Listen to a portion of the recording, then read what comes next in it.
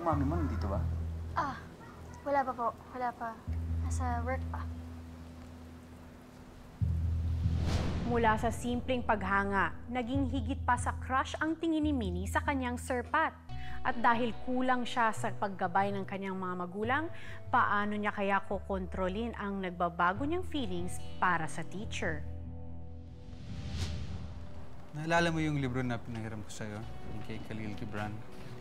Yung favorite line ko sa libro yun is, "Love doesn't know its own depth until its hour of separation." So, ang ibig sabihin ni Khalil Gibran, malalaman mo yung talagang value ng love kapag wala na sa'yo. Pwede rin ganun. Pwede rin alam mo na mahal mo. Tapos hindi mo lang ma-recognize kung gaano kalalim yung pagmamahal mo hanggang maghiwalay na kayo. Ako, ayoko nung sinabi niya. Kasi, ako kapag mahal ko yung tao, mahal ko eh. Hindi ko nahihintay yung mawala pa sa akin bago ko masabi sa kanya. Pwede rin yun.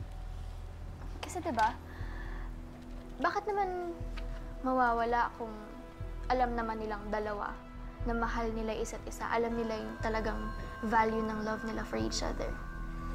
Diba, sir? Ito yung problem na...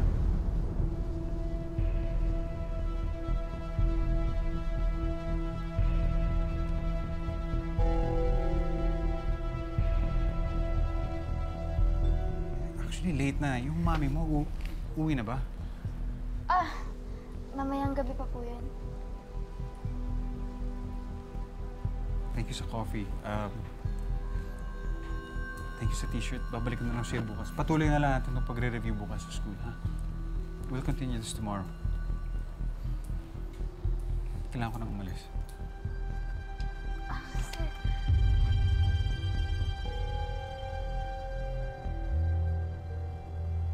Kailangan ko nang umalis, Billy.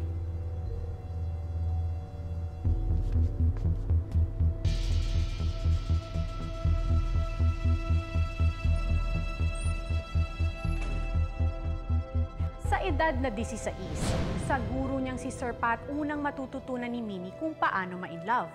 Pero bukod sa maraming lessons na kanilang pinag-aaralang magkasama, si Sir Pat din ang siyang magtuturo sa kanya kung paano ma-heartbroken.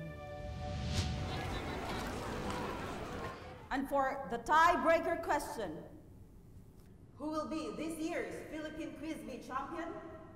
Our category is literature. Fill in the blanks.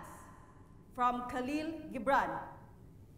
Love knows not its own depth until blank.